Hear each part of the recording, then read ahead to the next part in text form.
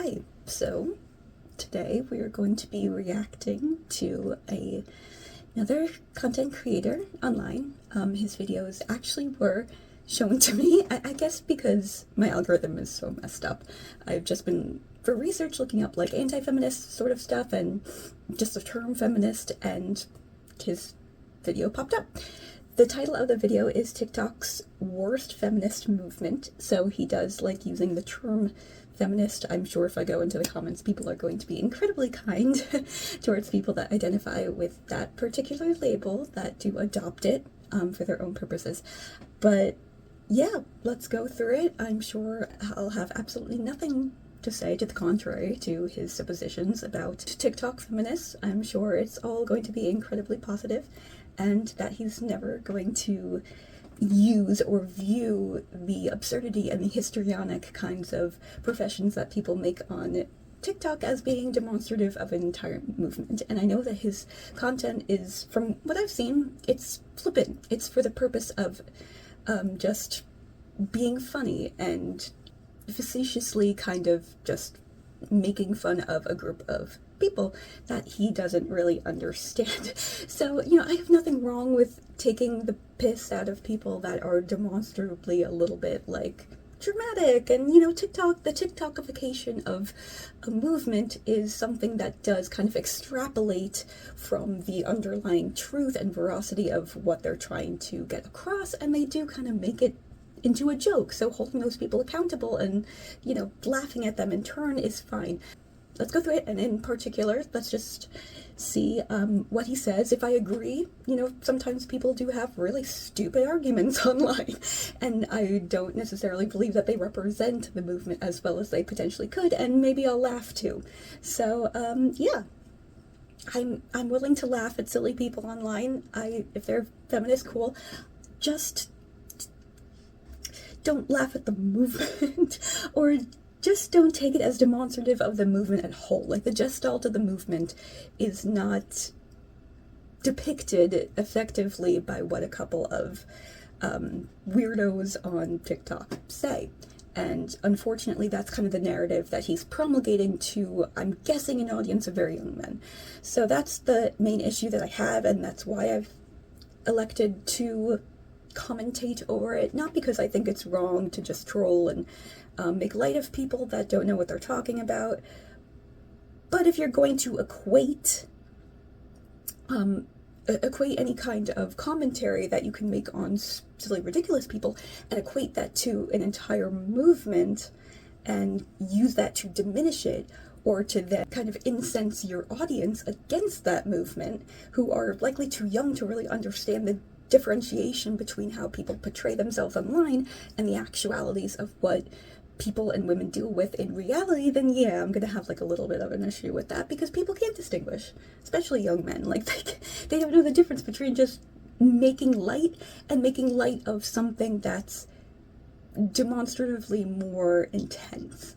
So let's get into it. So today we're going to be looking at a new feminist movement. It's called the 4B movement, which originally started in South Korea. The 4B movement started in South Korea because of social issues and people trying to stand up for themselves. But for some reason, it's now reached the USA, where they've completely ruined it and made it a lot worse. Okay, so first, by saying a lot worse, the language here implies that it was already bad to begin with.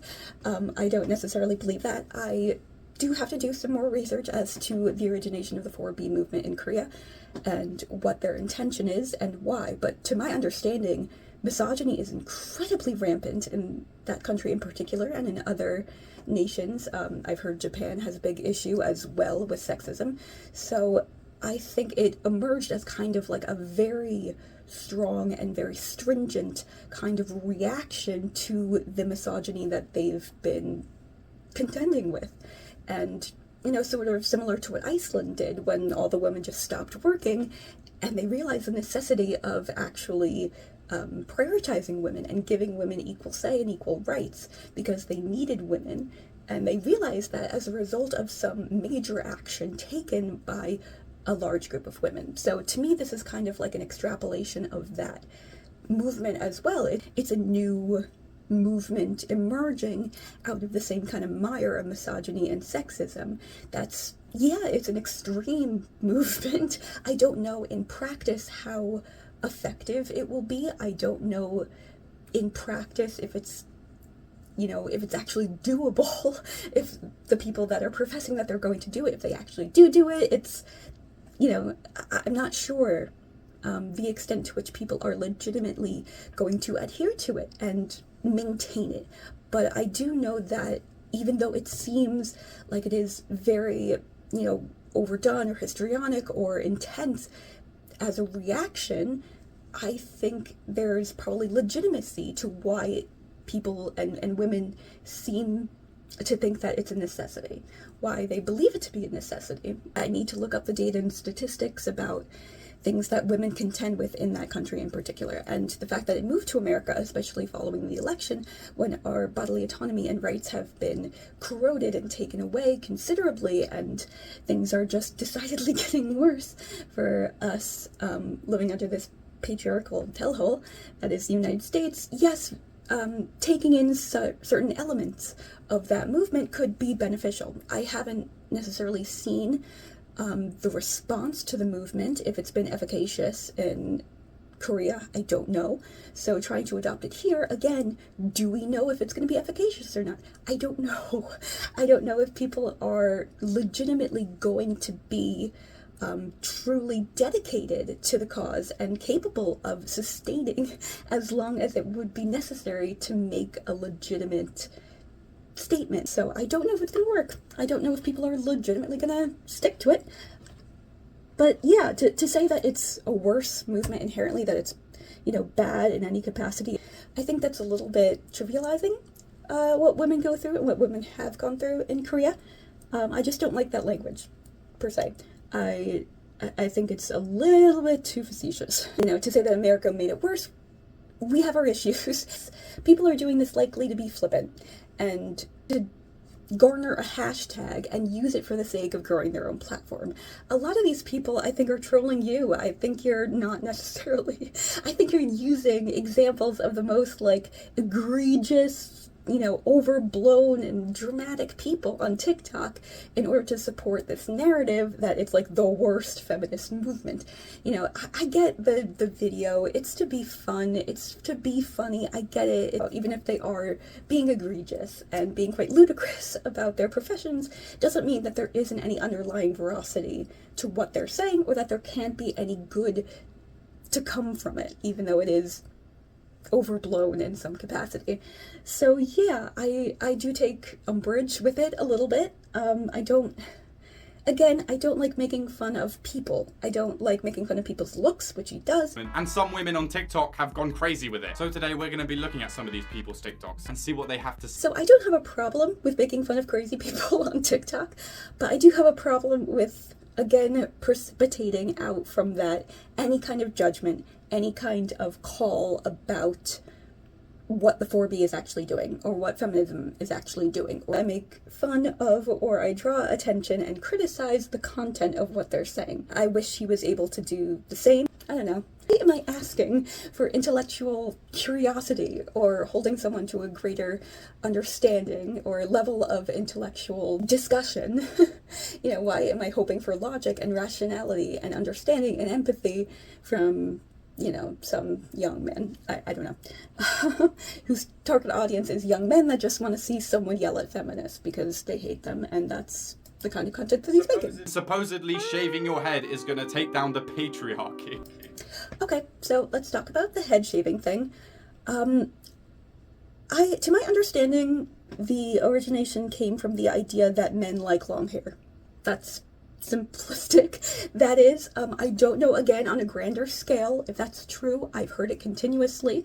I've heard it, on an anecdotal level. I have heard it for decades, that is what men prefer, that if you cut your hair, that you're looking like a man. It's very much ingrained in, gender expectations, that society has inculcated these ideas as to what a traditional man and woman look like. And those ideals that we are supposed to uphold typically say that men have short hair, women have long. People have foregone that for decades. The men in the 70s have super long hair, and women have had short hair for decades. doesn't necessarily mean that they're not subjected to criticism as a result of that, as a result of breaking free of these gender norms. Like, yeah, people yell at them, they call short-haired women men, or that they're, lesbians or whatever, so it's not like they don't get criticism. But to my understanding, there is, and I will hopefully look into this to ascertain whether or not there is statistical data to prove this, or at least a survey done, that long hair is what's preferred. So dressing in accordance with what men prefer, that's iffy, because we always say you should dress in a way that you want, and if that's in adherence with what society has deemed to be the ideal for feminine beauty, then that's kind of complicated. I like wearing makeup, I like my hair long. It's a personal choice. To what extent is society at fault for that? I don't know. I'm doing it because I feel pretty in it, not because men will perceive me of pretty. So I don't know the extent to which society's inculcation from youth determines how I want to look. But, I do adhere to it. I do capitulate. I do adhere to it because I like it, because I want to feel like I'm adhering to society in some cases, always being contradictory to what society says. It's hard, like the thing with your body hair. Nothing's wrong with that. You could still be incredibly hygienic, but because it's incongruous with what society has deemed to be natural for a woman, if you go against that, you're making a statement inherently, whether you want to or not. That's why people say, like, oh, those hairy feminists, making all those statements. But sometimes people can just prefer it. They don't mean to always have to make a statement with everything that you do or that you look like, just because you're incongruous with what society says you should look like. It's difficult. So yeah, it's a little difficult. It's a little bit more complicated. It doesn't necessarily have to be to make themselves less appealing to men. So he makes a decent point about the idea of people with alopecia or people with cancer. I've actually heard another conservative individual make this same sort of claim, that you are making yourself less attractive to men. So what does that say to people that don't have a choice in the matter? And the whole idea is about choice. So what are you saying? What kind of narrative are you promoting? And so, yeah, I do feel badly, especially younger people who feel like, wow, thanks, so I'm not going to be appealing to men because my hair is gone. So, yeah, I do take a little bit of umbrage with that. I do think criticism levied against that is legitimate, but I do think the point of it is necessarily invalid. I think, again, there is veracity to the statement that society likes it when women have long hair. So if women are trying to say a big F you to society and cut their hair, then, fine. But to say they're not attractive to men, I think some of it could be about safety, about grabbing of the hair. We're not in a zombie apocalypse or anything, not like Clementine where you have to cut your hair for sake of safety. But yeah, it could be a safety thing, as well as just trying to not be seen by men, trying to be as unappealing as you possibly can. And, if that means cutting your hair, that means cutting your hair. And yeah, you feel badly for people that don't have hair, and to say, what, I'm not appealing to men? And the idea is like, no, you are. It's just with respect to this one thing, you are incongruous with what, on a surveyed and statistical level, men have said that they prefer. Doesn't mean that, in general, your look is a deviation from societal standards of beauty. Doesn't mean that at all. Still be incredibly beautiful. But to say that, walking around seeing a bald woman doesn't elicit some kind of like, oh, okay, this is different than what I'm used to seeing, that's normal. So to say that society itself isn't at fault for making them feel less beautiful, I think that's a little fallacious. So, yeah, it's not fair, it's not nice, but I don't think that it's entirely these people's fault. It's expressing the truth by saying, by us shaving our head, we're no longer in accordance with societal standards for beauty. It's not saying you're not beautiful, it's just saying this one element doesn't adhere. So you can still not adhere and be beautiful. It's just this one aspect of your appearance is incongruous.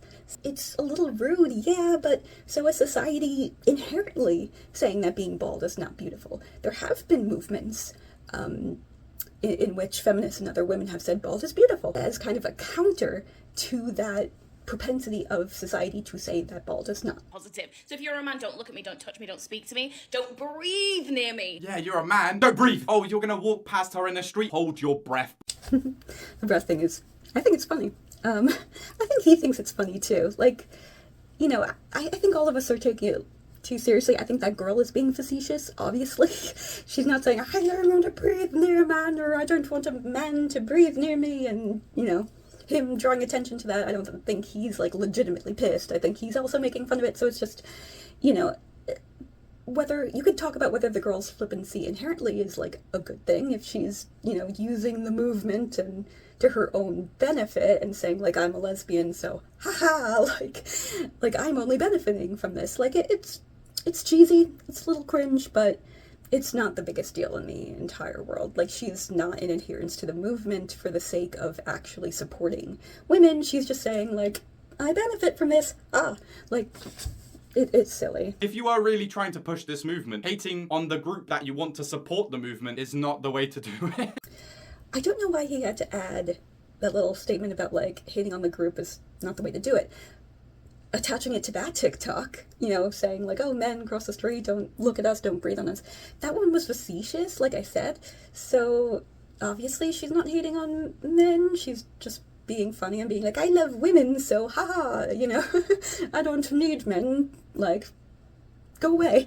It's just a facetious, silly little thing. I don't know why he had to take it to the extent of saying that, of like, you're trying to hate on the men that you're trying to change. Like, she's just being silly, dude. It's not that deep. So, by the way, most of these people shave their head to look unattractive to men. I think that's quite offensive to people who have cancer or alopecia or some sort of disease and condition making them lose their hair. All of these other women out there naturally lose their hair or have to shave their head, and you're telling them they are super unattractive and no men will like them. Okay, so we're back to the hair again. So I already discussed, you know, his point about it being offensive to people, especially women, that are bald for any number of reasons. And what is necessarily the point? I think, again, the point is to showcase that we are kind of standing against, per se, or criticizing that societal standard of beauty. And I think, in addition to that kind of intrinsic criticism, I think women are saying, I think this is the larger kind of conversation that is born from this, that the point that they're actually trying to make is that we don't want to be catcalled and sexualized. I think that's the point that they're trying to make, that if you are in adherence with that societal standard for beauty, you are more likely to receive daily harassment, continual harassment from men, just as you walk, just as you try to live your life. If you look pretty to them, they will let you know. And I've had a whole conversation about this, so I'm not going to get into it again. Watch my other video if you want to hear more about my thoughts on catcalling and sexual harassment, just the idea of that it's a little bit more nebulous and complex and contextual depending on the person, the situation, what is said, to see or ascertain whether or not you can deem it more of a innocuous compliment, or if it's actually something a little bit more pernicious and demonstrative of a greater issue.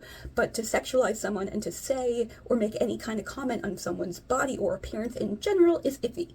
It's not the greatest thing in the entire world because it's demonstrative of a larger issue of men thinking that they can comment on women, that women are in existence just to be something sexy that they can gawk at and make comments about. But we're not, you know, we're not sex objects. It's the idea of objectification in its most base form. The idea that we are nothing but sex objects and that we don't have any thoughts or feelings, that we exist for men to just be like, you're hot, and let me, like, stalk you and follow you down the street for a little while. Like, what's happened to me? Or some of the things that I've been told, and I will not repeat it because it's horrific. But yeah, it's the idea that if we as women start to dress in very particular ways, if we shun societal standards, and if we say, screw it, I'm gonna, you know, shave off all my hair, maybe it's a deterrent so that men will not make comments anymore about my appearance. The less beautiful I am to men, the less hopefully, sexual harassment I'll receive. So it can be seen as kind of like a protective measure. So I don't know if it would actually be efficacious again. Men sexualize literally anything. There's a reason why morgues are more likely to hire women than men. Just saying. So, yeah, I don't know if it'll necessarily be a sufficient deterrent like they're thinking, if that's the point. But I think the point is more to make a statement, to say, I don't want to be the sexy object here just for you to look at. So I'm going to try to look as disgusting to you as I possibly can. But I don't think that's necessarily what they're saying, because if you want to look completely disgusting to men, you could do a whole host of other things to do that. And, you know, again, saying I want to look disgusting by being bald, you know, it's like being bald's not disgusting. So it is kind of like an iffy measure. I don't think it's the best way of commenting or drawing attention to catcalling and the sexualization of women. I think there are other ways to make that kind of commentary than just shaving your head. Maybe it's better in Korea, like maybe their version of the shaving of the head is more prevalent. Maybe it has greater meaning to society. But here, yeah, it's making you less attractive to men on a technical and statistical level. But as far as being a deterrent, I don't really know if it'll work. And I don't really know if that was the point. It seems like more, based on what I can see on TikTok, it's more of like a grandiose gesture. As a means to say to men, I am not here for your sexualization. I am not here for your entertainment. I am not here for you to look at or gawk at. So I think it's more the gesture that's more important necessarily than just what she's trying to say by doing it. It's more screw you, I would say. So yeah, I don't know. It's not like the best thing in the world. I don't think it's the most helpful thing in the entire world as far as conversations go. But I wouldn't demean it. Again, I wouldn't make fun of it or necessarily demean it, because I understand like where it's coming from. I don't watch movies that don't pass the Bechdel test.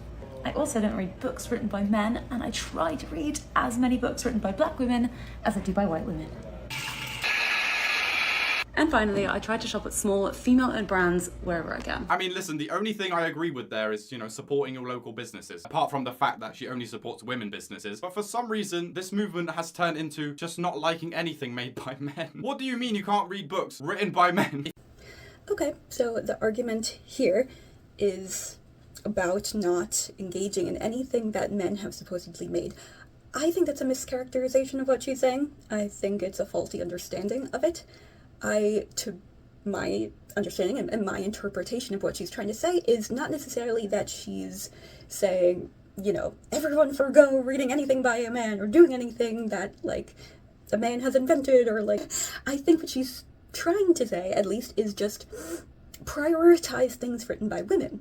Because he's saying, like, oh, if you don't read things by men, you're going to be, stupid, because it's carving out a fair amount of excellent and amazing literature. My favorite writers are men. I love Shakespeare, Edgar Allan Poe, Tolstoy, stuff like that. So I think Tolstoy actually writes women brilliantly. In a way, there's a conversation to be had about that and the extent to which his wife influenced him and affected his writing, but whole other story. The point is, I think she's trying to say prioritize listening to people who have a different voice than a man.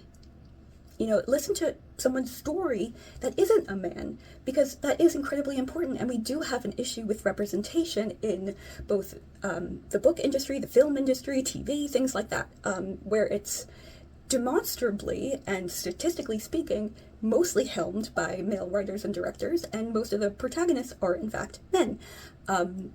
So I think if a male writer and male written books just have this tendency to not be able to create the most multidimensional or complex women, then being able to read something written by a woman and support women authors and support especially Black women authors and try to understand better their stories. And that's the idea of representation. I'm not quite sure why he has a problem with that. The idea of representation is just having a great amount of voices and essentially prioritize them as opposed to white male writers. I don't see necessarily the problem. You know, them saying like, oh, I'm never going to read a male author again, yeah, that's a little whatever, but I don't necessarily believe that that's what they're saying. You know, if, I don't know how long this is intending to last, but if for a couple of months you're like, okay, I'm going to read a lot of like female authors and Black women authors and support women-helmed businesses, what is wrong with that when the entirety of our youth, the entirety of our lives essentially within the context of the American, at least from my experience, the American educational system, it is like overwhelmingly dominated by white male authors. So if there's a voice that we've heard enough of, it's them, it's their perspective. Not saying that there's homogeneity to white male experience, that's not what we're saying. It's just other experiences exist. And we have not heard from them sufficiently, so we want to hear more from them. So the idea that she's saying, okay, it's going to take a break from reading these authors and prioritize these authors that have a different voice, a different lived experience, a different life, and maybe have experiences that I could personally relate to more, why is that necessarily a bad thing? Especially if she's giving them a greater voice by promoting their work on social media. I don't see why that's a problem. You know, she's not saying I'm never going to read another male book again, or that I'm never going to engage in anything that a man has ever created ever again. You know, I think that's a little bit dramatic and a bit of an extrapolation from what she was intrinsically saying. This is just my interpretation of what I think she was trying to say, but I also don't like what he said about like Black-owned businesses or women-owned businesses and supporting small businesses regardless of if they're male or female owned. Yes, that's important, local businesses, but why should you not be supportive of a woman-owned business in particular when those businesses have a harder time coming to be and making sales? Like, I don't know. I don't know why that's a problem, why they want to prioritize women in spaces in which women have categorically and historically been shoved out of, or that their voices have not had as much prominence, and that's also in the business sphere and in owning businesses as well. So why is it a problem necessarily that women want to give that right to women and to elevate other women? It's not eschewing all works by men forever and ever. It's saying, I've heard enough. You know, I've heard a lot. Give someone else a chance. But I'm saying you need to get different perspectives on different things. I find it funny that he mentioned differing perspectives when categorically in educational systems and just by nature the gestalt of book sales in general and the propensity for publishers to hire mostly white men as opposed to women and people of color, etc. So the voices that we're hearing, it's overwhelmingly white men. So I think it's kind of hypocritical in a sense. It's kind of funny that you're like, read different perspectives, read different perspectives. I've read from white male perspectives. How many more white male perspectives do you want? Read more women. I think you need to read more female perspectives or perspectives of people of color or people from the LGBTQ plus spectrum, or people who are disabled, people who legitimately have different experiences than you should read. And he seems like he would agree with that. But when it happens to men, men are the majority of books that are created, dude. Like, they are on the curriculum. They have had their chance. Let someone else's voice be heard. Listen to, like, I think you would benefit too. Read a book written by a woman. Read Maya Angelou. Like, I know why the cage bird sings. Just read something. Give women a chance. That's what they're saying. Give women an equal opportunity and equal chance to be heard because it's mostly men.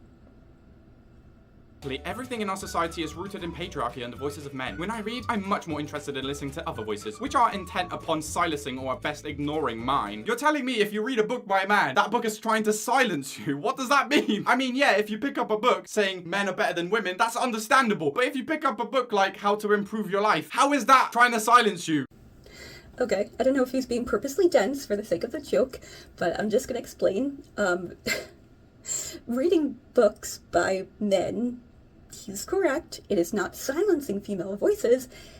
It's more on the patriarchal structures in place that are prioritizing, as I said, those books and those voices. You know, in films and books, like in the publishing industry, men are the ones that get the money. Men are the ones who are helming these projects. Men are the ones who have representation overwhelmingly, despite being about half of the population, or perhaps slightly even less.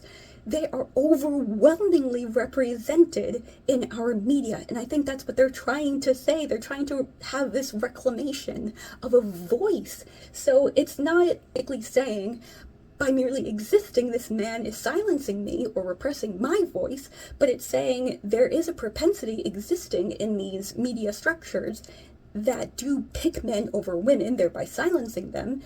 And yeah, so by nature of picking up male books, you're not, it's tenuous to say, like, yeah, you're supporting that kind of industry and that kind of structure, but it is, you know, it is saying that that's the kind of books that people are reading and they want to read, and it does feed that kind of cycle of creation and promotion of male authors and writers over others, over other people, over women, and etc. So I don't see what you're not understanding necessarily. You're being, you know, I think he's being purposely obtuse in here for the sake of the joke. But yeah, it has absolutely like nothing to do with saying like, pick up a book that says, I hate women, which do exist. By the way, I've read one. I want to make a video on that actually, alpha male books. It's not saying that those books just by existing are silencing women.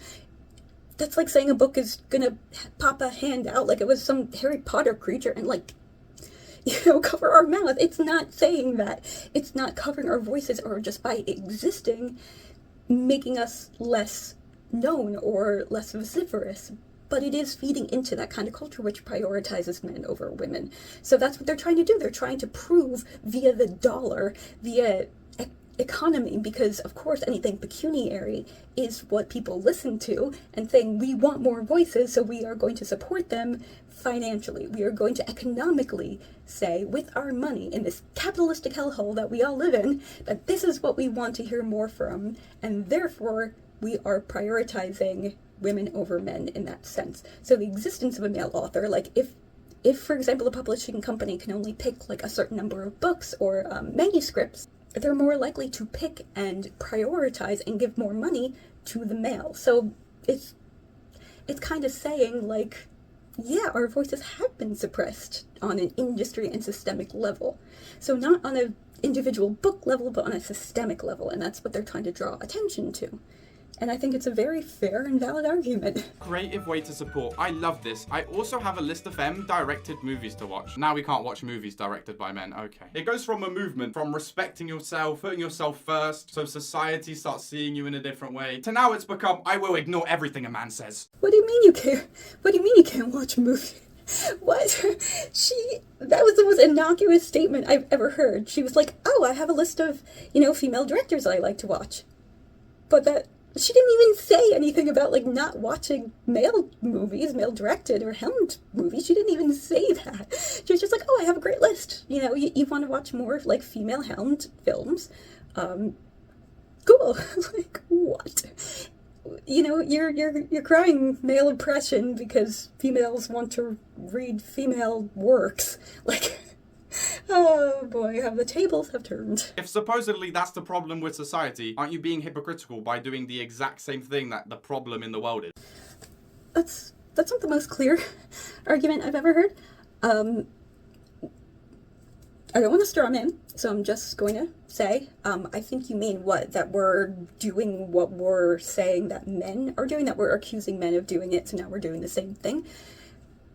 it's not the same when you're coming at it from a position of lacking societal and systemic power. Saying, oh, we're gonna start supporting women at the expense of men, it doesn't mean men are now, that we're gonna flip the switch. You know, if I need to find actual statistics and numbers about that, but if the publishing industry publishes like X percentage of books by men and X by women, it's not going to flip that overnight. Like, it's not going to flip that. It's not going to change that. Like, we want it to be even. We want it to be equal. And if that equality happens by some people saying, hey, industry, I want to hear more from women authors, and I don't want to buy from men authors because I just want to try to, with my dollar, show that I'm interested in something else. And it's not so ubiquitous or widespread that now everyone and their mother is gonna like start support women authors and at the expense of male authors. It's not going to happen on a realistic scale. You have the power, you have the voice. We're not suppressing male voices. We're not saying male voices don't matter. We're saying, please let us talk. Like, stop silencing us. Stop silencing us systemically on that level. Stop prioritizing your own voice and your own stories at our expense. If we want to buy something from someone else, from a woman for once, it's not going to create that distinction. It is not going to flip-flop the situation. You're not going to be oppressed, I promise. It's not going to create the reciprocal situation. It's not.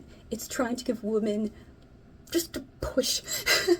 It's not going to create that. We're like, despite what these women say, I don't know the extent to which it's going to be efficacious. I don't know. But having a little community where, you know, people are more encouraged to read from female authors is not a bad thing. It's not going to create like a systemic issue. It's not going to mean male authors can't get a job anymore or can't publish anymore. Like, come on, man. To say is good luck getting laid. Especially in Florida, because me and my girlies are participating in the 4B movement. That's my next plan. How many people were you and your friend group sleeping with in Florida? No one getting action in Florida now. Okay, I agree. I agree this one was flippant and funny. Because, yeah, it's like, you and your friends constitute the entire female population of Florida. So, like, no man in Florida will ever get laid because her and her friends are participating in the 4B. It's silly. I just came across this quote and my mind is blown. Yeah, it's very inspirational, that quote. I don't hate women, and I'm sure not every woman hates men. You need to go outside a bit, de-influence your brain. This quote is just stupid. Not every man hates women, trust me, because I am a man and I don't hate women. And I know a lot of men who don't hate women. Sure, there's some weird guys out there that probably do. I thought these people would be against incels. Why are you turning into them? Okay, so, what in the not all men? Like, I think there's veracity to that quote.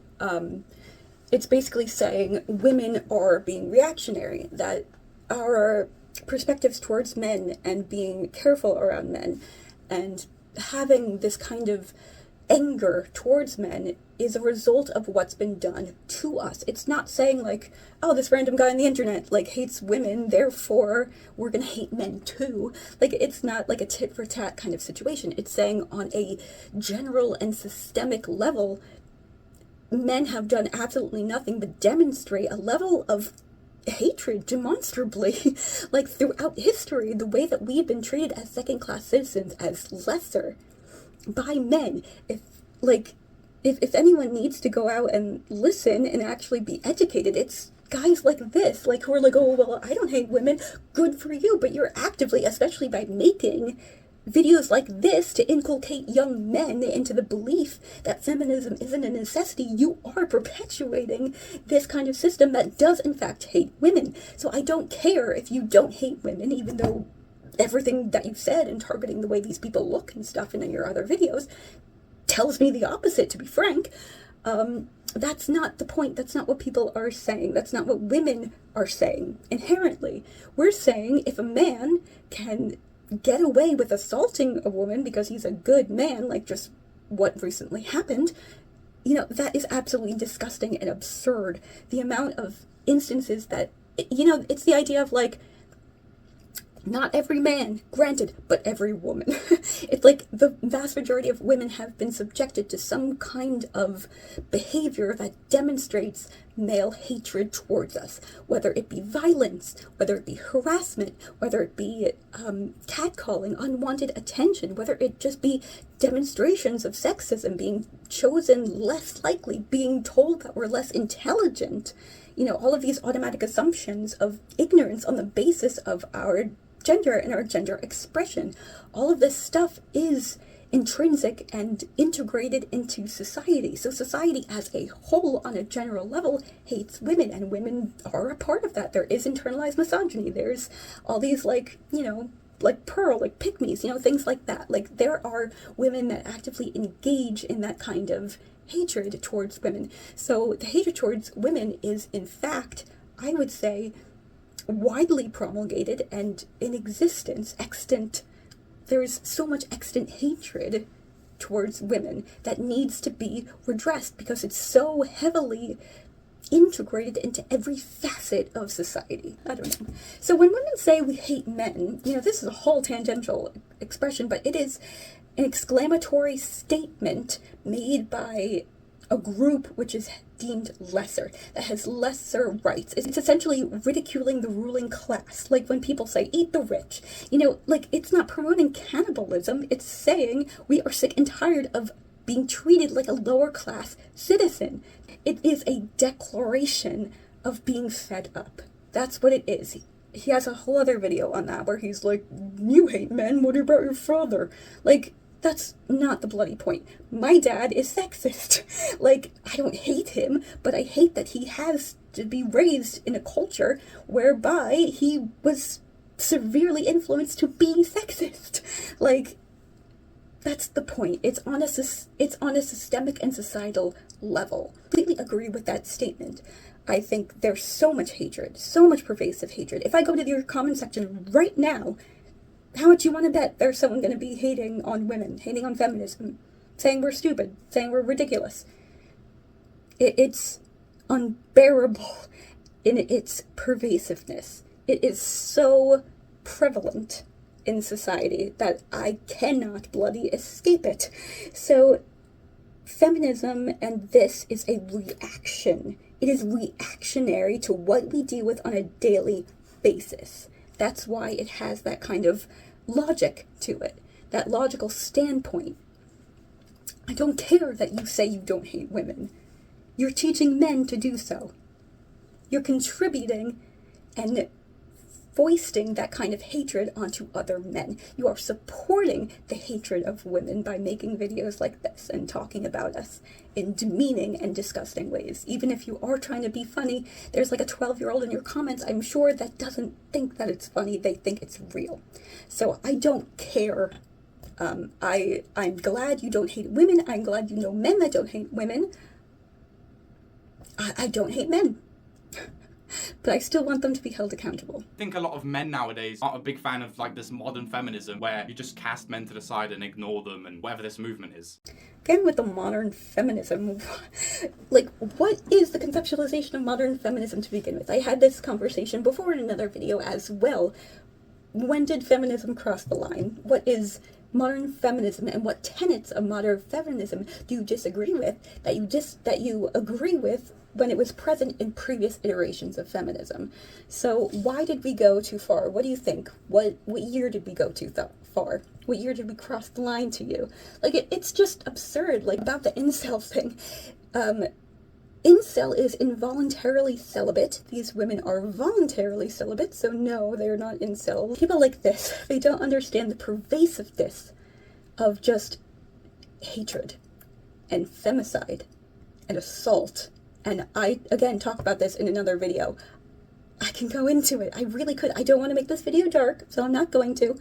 But when you personally know or have been assaulted by men and know that nothing happens to it because systemically on that kind of level, there are power structures in place that prevent them from either being charged or being given sufficient time, anything like that. They're let off the bloody hook. So yeah, there's there's a lot of stuff that we are talking about that has legitimacy to it, that doesn't involve hating men. We are, in this society, second-class citizens. Our voices are not heard. I literally talked about my other video, a voice of a friend that was silenced because of femicide. So yeah, again, I don't want to be dark, laughing. I don't want to be dark, look at the banana. But it happens, and it happens frequently. And I'm sorry that you feel like supporting and bolstering female voices is hurting you. It's not. Now the standard everyone being equal, I'm all for that. Okay, so I'm glad you're for equality, but what does that mean to you? Do you think we've currently reached a state of equality that is sufficient between men and women? Are you sure? Have you talked to women? Again, have you read anything by a woman that would contest your supposition about that? Do you want to talk to me about it? I could tell you stories, mate. I could tell you stories that would make your skin crawl. So as far as the presumption of intelligence and saying we're smarter than men, whatever, that's, again, I don't agree with her on that. As far as comparisons go, I talk about this too in another video, the presumption of ignorance on the part of women. That women go through life with men kind of assuming that we're less intelligent or that we're less capable in certain areas that are male-dominated or male-coded. Take it from a female engineer. I've told these stories enough times. Being told that we're only there to find a husband or that we're less capable. I have heard it numerous times. This was only like 10 years ago. Like, it's still prevalent. It's still prevalent, and it's still disgusting. So the automatic assumption is that we don't know something and that we have to prove the falsity of that notion.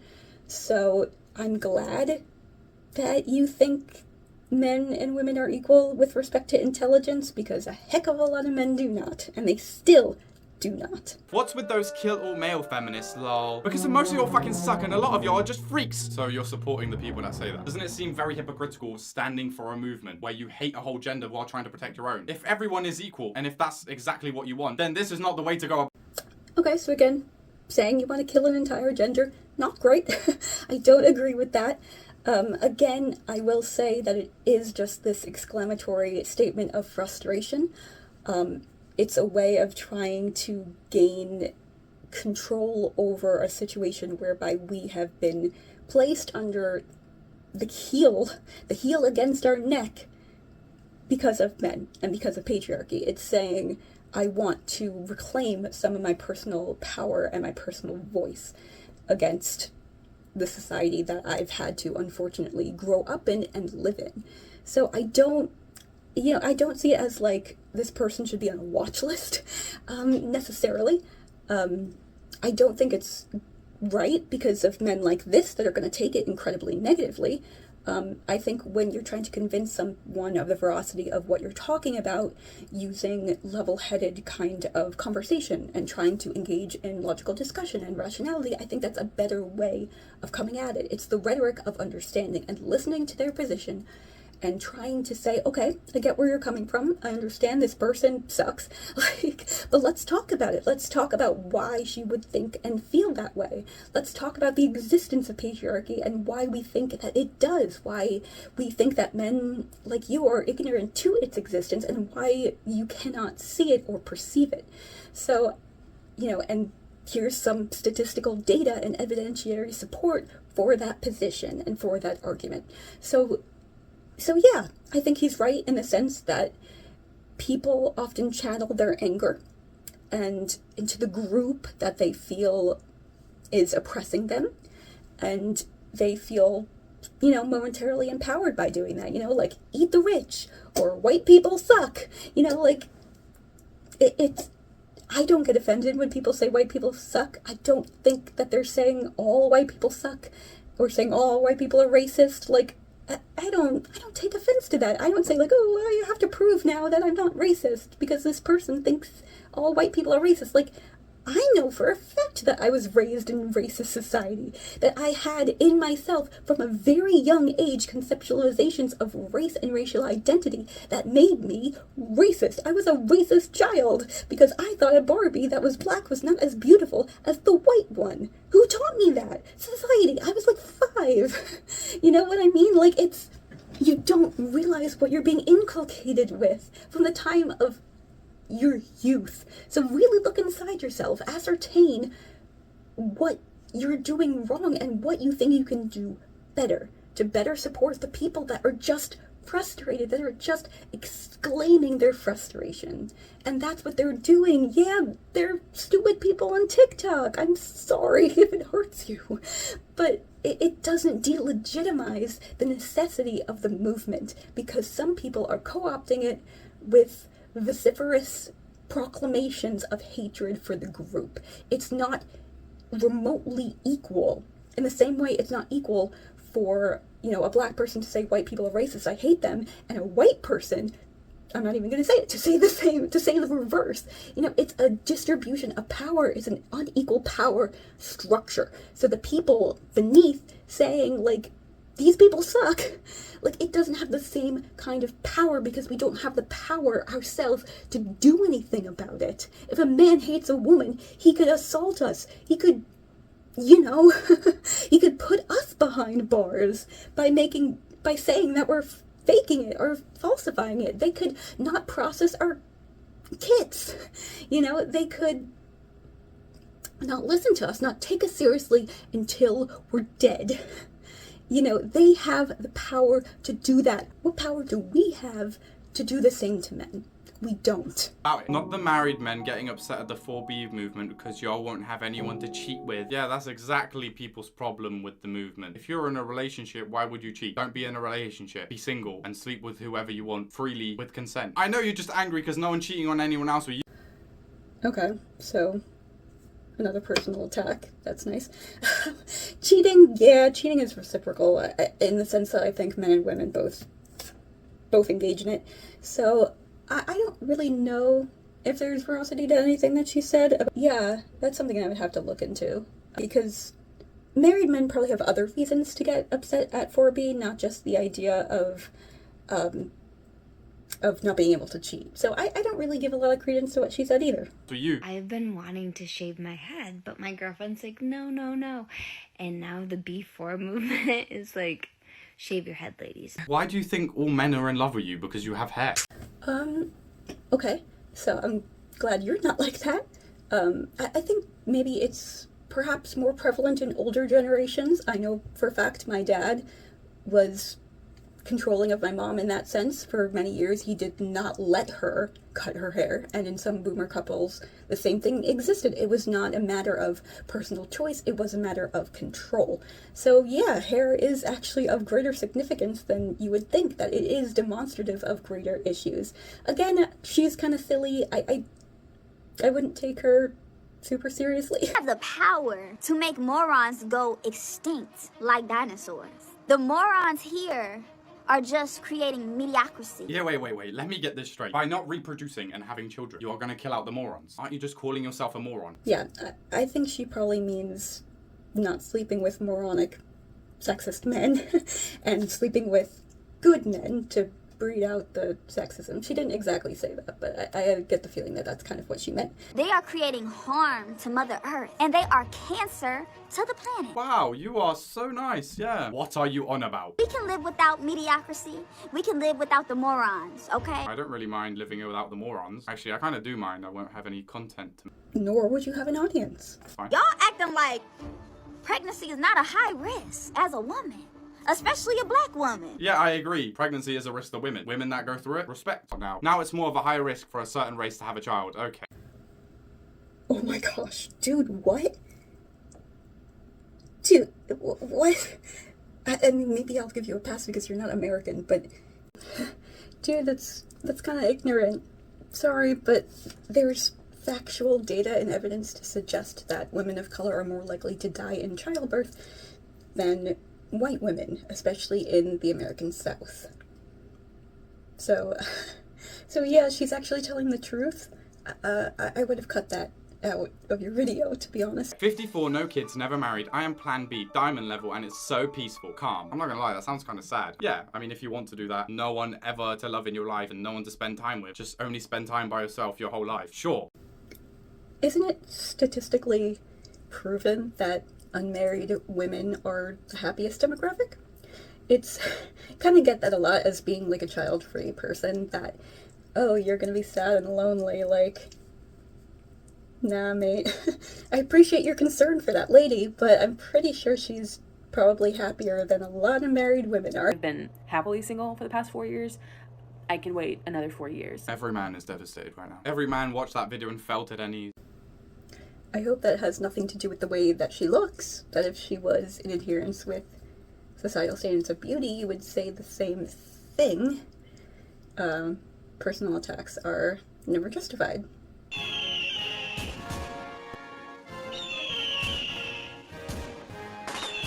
I'm not gonna lie, if this whole movement on TikTok is what made you break up with someone, there's something clearly going wrong. My piece of advice is only be in a relationship with someone who respects you and you respect them. I agree that's a little extensive. I think he's right that the foundation of the relationship was probably not the most salubrious or stable if, like, you're influenced by the existence of a single movement. If they say do it and you do, you know, if they say jump and you say how high, like that is excessive. Perhaps it's just trying, I mean, I'm reading into this, I'm giving her the benefit of the doubt, but I mean, maybe they're just realizing that their men are supportive of politics and political movements that are incongruous with who they are, and maybe, like you said about respect and mutual respect, maybe they don't feel that mutual respect, because the lady in one of the comments said, find someone better. So she wasn't saying eschew all men and never find yourself in a relationship ever again. She said find someone better. So it's possible that with the emergence of the movement, people realized, like, or women realized, that they deserve to be treated better. And especially with this last election, many people are realizing that their partners are very different in respect to what they think and feel and how they perceive of women and women's rights. So it's possible that they just realize something about their partner that they just never knew or that never really came up before. So it could be that, again, benefit of the doubt. It is very, the way that it's presented is very black and white, very much like, holy crap, like throwing away a relationship, a potential marriage for that seems odd. But again, we don't know the context, we don't know the situation, we don't know what the man is like and what the woman's like. To say, you know, no, these women are just stupid and delusional and just listening to these words externally and internalizing them and just breaking up, like, I don't know if that's really true. I think there's something else going on here. Either they're trolling or there were issues existing in their relationship prior, that this just elucidated further issues. The most extreme level of not having to interact with men at all. As soon as something hits TikTok, it just completely changes. Don't interact with men at all. How are you gonna live your life? Using TikTok, which is owned by a man, should not be allowed then. That seems like a loophole in your movement. I hope every single piece of jewelry and clothes you wear is only made by women, because clearly then you'd be supporting men and going against yourself. I'm all for everyone being equal. This is just casting a whole group aside. How is this gonna help you progress? I do agree that that's extensive. You have to interact with people just generally on a daily basis. You know, what are you gonna do if your grocery store cashier or waiter is a man? Like, it's bizarre, truly. But again, that's not really what she's saying. The thing about, like, no men whatsoever, no using anything that a man has ever created, she didn't say that. She said just interacting. So the first thing is I'm very mindful about the media that I consume. I don't read love stories, dating rants. It's just not applicable to me, because, you know, when you're consuming somebody's story, then you take on their energy and you take on their frustration, and then it becomes your problem as well, especially if you're quite an empathetic person and you're very sympathetic. Oh, now I get it. She's super sympathetic and empathetic. That's why she hates all men and never speaks to them again. It's because she's so nice. Yeah. I think that's a little weird. I guess because I'm an empathetic person, but yeah, you do feel something as a result of consuming media, and it does affect you personally, and you do take it seriously. So if you are in a very particularly unstable place, in your life currently, that you're not doing particularly well if consuming media that has a consistently negative narrative or one that resonates with you in a very negative way, yeah, I guess it can affect you, sure. That's why some stories have content warnings, just for that reason, because it could make you worse in that sense. So I get that, but I don't see how that correlates to men specifically. Him trying to call her out on being hypocritical about not centering men anymore, not interacting with men anymore, and being empathetic, I don't know. I don't think it's the greatest kind of mentality to harbor. I don't think necessarily saying that you're not going to interact with men, that's not the most empathetic position to take. It's not giving people the benefit of the doubt necessarily. But I understand if she wants to do it as a protective measure, that she's not doing it to offend anybody, but because she herself has been hurt in some capacity. Again, I'm reading into it. I don't know. I don't know enough on the basis of this context, and neither does he, to say, like, oh, she's so empathetic, but she's, like, hair on that. She didn't say that, dude.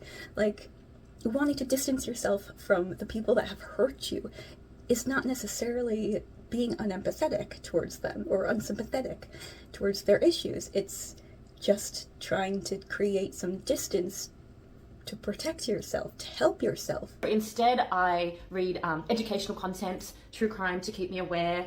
I love poetry about self-love and healing, and anything to do with enhancing my hobbies and bringing me closer to any goals that I have, any skills that I want to learn.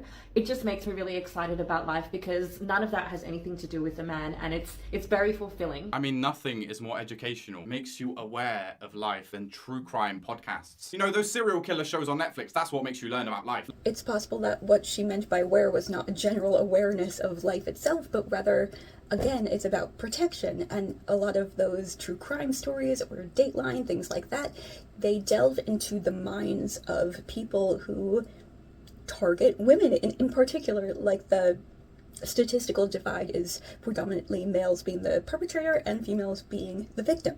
So if she watches enough of this, I think her intention is to learn and to better educate herself on what to do in order to protect herself, that what situations were these women in which led to their victimization. You know, what qualities exist in those men that maybe are red flags. You know, it's not the greatest, most educational thing in the entire world. I don't necessarily see how one person's situation and context could necessarily be extrapolated out and used for her to determine whether or not a person or her situation is currently safe.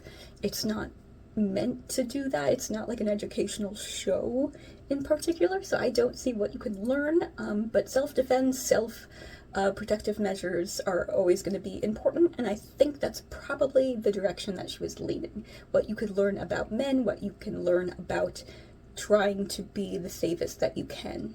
Listen, I'm all for you following your passions and pursuing your hobbies. That's great. I don't know what this has to do with ignoring men and pushing them aside and hating them. And also, is all this educational content that you're getting only made by women? Wouldn't you want to get the smartest person to teach you, if that's a man or a woman? Again, she didn't say anything about hating men or completely ignoring men. I think what you're doing is kind of conflating everything that was said prior and projecting it onto this woman. Again, I don't know the context because I don't have the full clip, but to my knowledge in this situation, she didn't say any of that. Those were the prior women. So with this woman in particular, it sounds like she's doing what I've seen on TikTok a little bit about decentering men.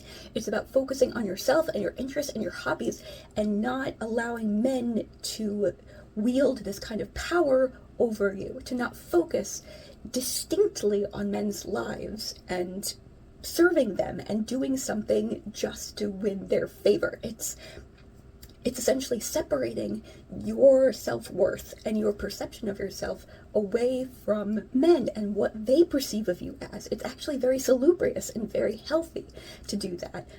So I know a lot of people that are very anxiously attached, who care so much and internalize the perception that men have of them, and it affects their entire self-worth. It affects what they do. If they move across the country, they prostrate themselves on the ground for these men. So saying, like, get up and let's better yourself and focus on yourself, it could mean that you're actually in a better place, and maybe even in a more healthy place to engage in a relationship. It's not necessarily saying that all relationships are bad. It's saying that you have to be careful and know yourself, at least be in a healthier place first. That you have to prioritize yourself and not the opinions of some random men.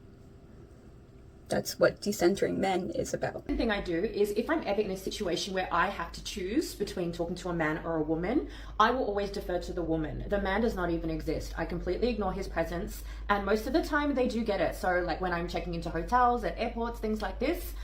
And you know what? Even if he's hurt, let his ego be wounded. You're not there to defer to him or to acquiesce to any of his little fantasies that he might have about you. You just directly deal with the woman, have a stress-free experience, because otherwise, with the man, maybe he's going to be a little bit condescending to you, or he probably won't take your concerns very seriously. So just cut out all of the toxicity, go straight to the woman, only deal with the woman. How delusional is this person? This is basically being an incel, just reverse. This is the women version of incels. Trust me when I say this. If you're going to McDonald's or something, right? You go and order something. If it's a man, there is no man making fantasies about you. I agree and disagree with what she's saying. I think she's being a little rude, to not talk to any man, and in context, in reality, I think that's going to be kind of awkward.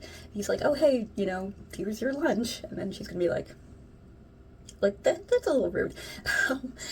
I am more for treating people equally and with respect.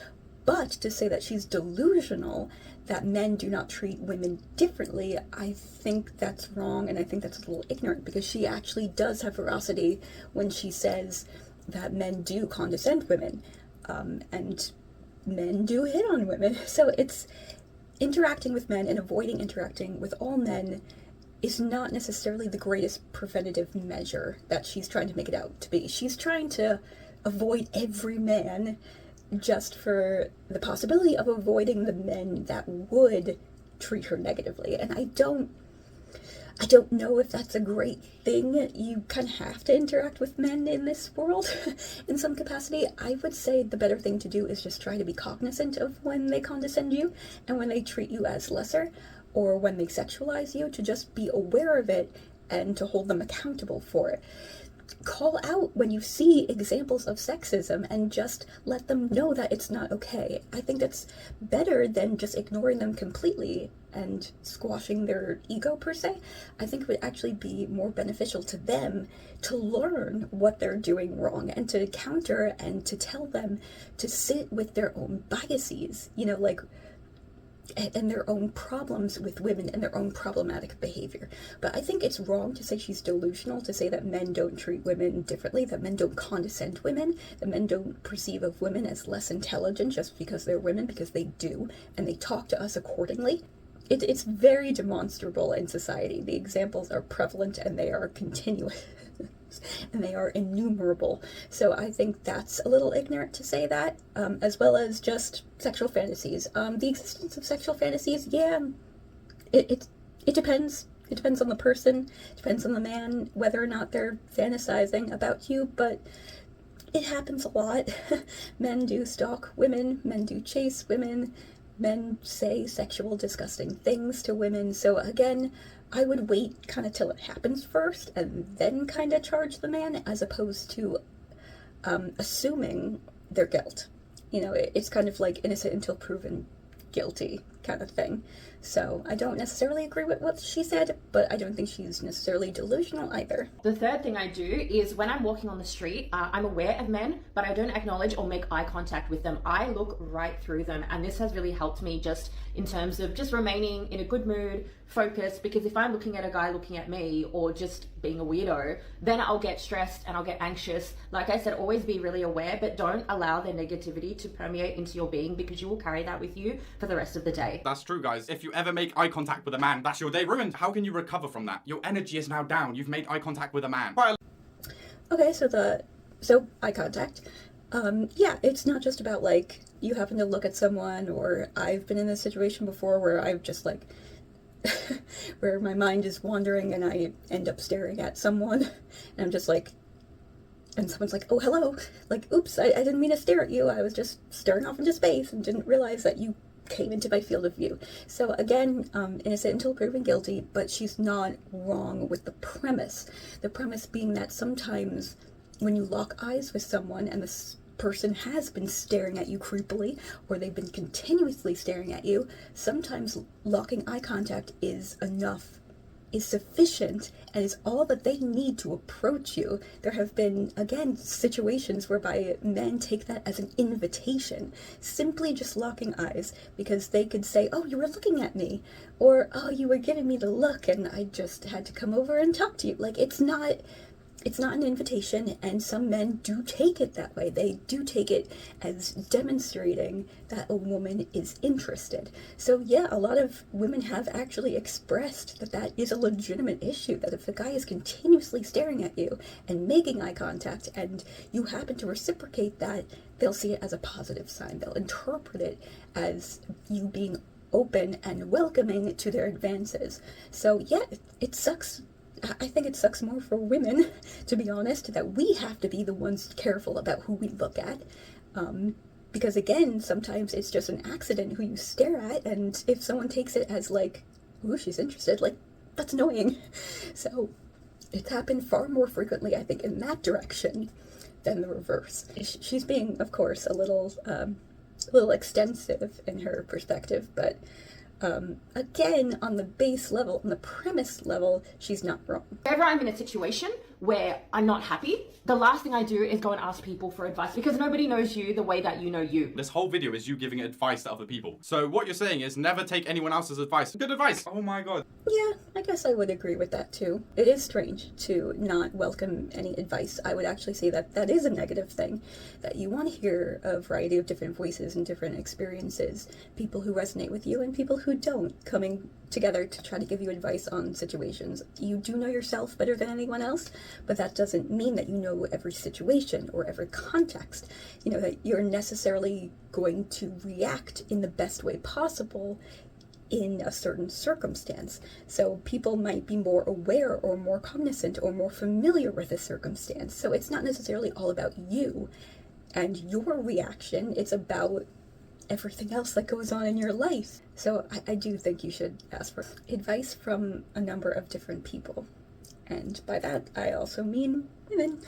By that, I also mean women and women's voices too. No, the whole 4B movement, it had a whole meaning. What are the 16 Bs? What are the 7 Bs? She didn't even explain that. What does the B bit stand for? I also don't respond to men on social media. Yeah, you've really done it there. No one's messaging you, but you showed them. Add a 8B movement. Ignore them on social media when they troll, like zero feedback. Yes, but also trolling them is therapeutic for me, so it's finding that balance. That's not ignoring them, is it? You're going back on what you said. If you ever reply to a man trolling them, you're not doing your movement properly, are you? You can't even do your own movement properly. Again, he's doing the misattribution thing. I checked the creators' names. They're all different. So using what one creator said to hold another creator accountable for it doesn't make any sense. One creator said, you know, I don't listen to men, I don't respond to men, and then the other creator said, yeah, but trolling men can be fun, and I like trolling them. It's a balance between responding to them and not. I think the name was This Model Eats a Lot.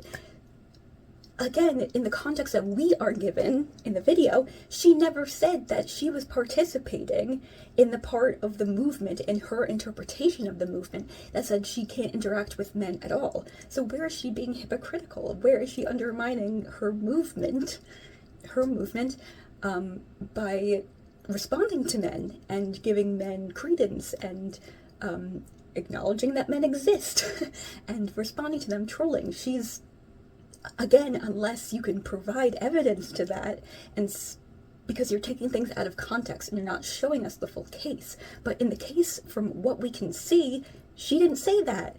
Her perspective could be entirely different. She could be the one to say, like, oh, I interact with men, I just don't like it, or I don't do it frequently. Again, it's the balance. I do it when I have to, or I do it to troll. So I don't see the problem here. And additionally, the thing about the movement, it seems like differing women have different perspectives of what constitutes the movement and how they interpret it and how they're going to incorporate it into their lives.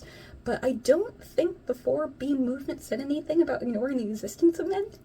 So how is she undermining the movement by not ignoring men? The fact this is just disrespectful to the original movement. They're just like, you know, add another beat. No, add another beat. No, add another beat. They had meanings at the start, but what is going on now? What are the 8 B's? So this is something that I do want to look into, the idea of just like slapping extra B's onto the end. Did that originate from people like coming up with other Korean words and then adding them on, or are they just like, oh, I'm 25 billion B, like to showcase the gradation of their intensity? Like, is it just completely arbitrary, or do those B's have meaning? That's something I do have to look into, but from, again, just the context that he provided, I do agree that it does seem to undermine the existence of the original movement to tack on your own kind of perspective and just say like I'm 24B. Like it is absurd. As far as discussing the movement itself and kind of as a summary, he mentioned that it's about social issues, and it's correct. It's about women leveraging their rights, their control over themselves, their bodies, and trying to prove to men that we deserve to have a say, that our issues are in fact legitimate, and men in these sexual situations have dominance over us, and in marriage they have rights over us. Again, men demonstrate control. They control our bodies. So we say, okay, you want to control our bodies, then we're not going to sleep with you.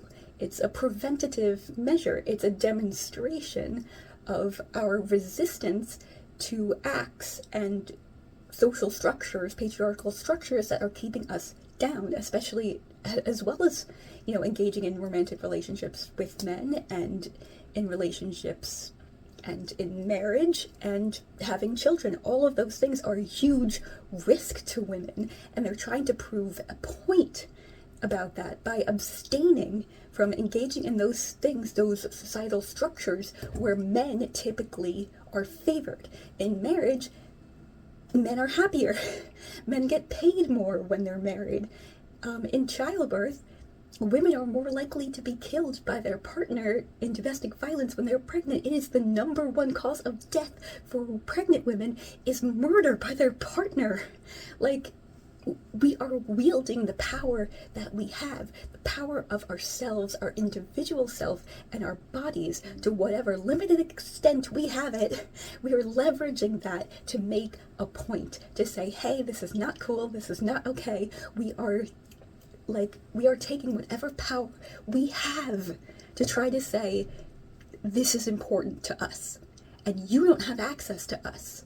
You don't have access to sleep with us, or to have us bear your children, or to be your maid or servant in a domestic setting. We are taking away the benefits that men get from women in order to say, this isn't cool, stop harassing us, stop assaulting us, stop killing us, stop perceiving of us as lesser than we are.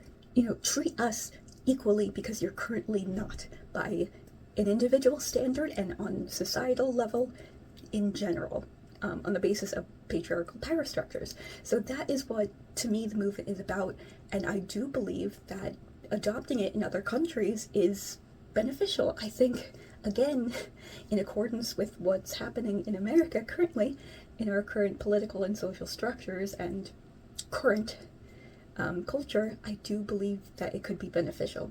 I don't know, again, if it's going to be efficacious or not. I don't know the duration, if people are going to do it for the entire extent of this presidency, or if they're going to try to continue it. I don't know the extent, the amount of women that are engaging in this. I don't know. I don't know who's partaking, and I don't know why they are co-opting it and trying to bring in all these other elements about not interacting with men, or about consuming more female media. Like, those things are kind of secondary. They're tangential to the original movement. So I think, are they corroding the legitimacy of the original movement? Not necessarily. I'm not one to talk about it, though, because I'm not Korean and I'm not the originator of that movement, but I do think some of them have some good ideas. Yeah, some of them are a little delusional, and of course it's histrionic, it's TikTok. I don't even know how many of those people are legitimate, or if they're just like content creators trying to use something, use a hashtag for attention. I don't know. So laughing at them, like, fair, there's some of them that are wild and crazy, fine, but some of them have good points. And there is legitimacy to trying to decenter men and center yourself and other female voices and to listen. And I think that's important. And I don't think that undermining it with a hand wave or you're delusional, let's laugh at her, I don't think that's helpful. And I know, again, this is just for the sake of, you know, a guffaw and a joke and a laugh. But when your audience is young men and they see this and the younger generations are already being radicalized, they're already being pushed to one side of the social and political spectrum, if they already don't like women, if they already perceive of women in a very negative sense and feminism in a negative sense, and they don't treat us right and they're disgustingly misogynistic and sexist, stuff like this, further laughing at us demeans us further, and it corrodes any kind of legitimacy that this movement could have. You know, drawing attention to the idiots that are using it for their own benefit is one thing. Saying that there's no veracity, that there's no legitimacy to it is another. And I don't think that's fair, and I don't think that's spreading a decent message to your following. You're laughing at idiots, you're laughing at a movement, and you're laughing at feminism, and you're laughing at women who have gone through situations that you can't even imagine. So, yeah, so I disagree. And I'm not going to change anyone's mind on that, especially because videos against feminism do extremely well. I've seen it. I know this channel in particular. I think he even drew attention to the fact that his views are like much higher when he trolls feminists. So yeah, these young men need help, and this isn't the way to do it. So anyway, thanks for watching, and till next time.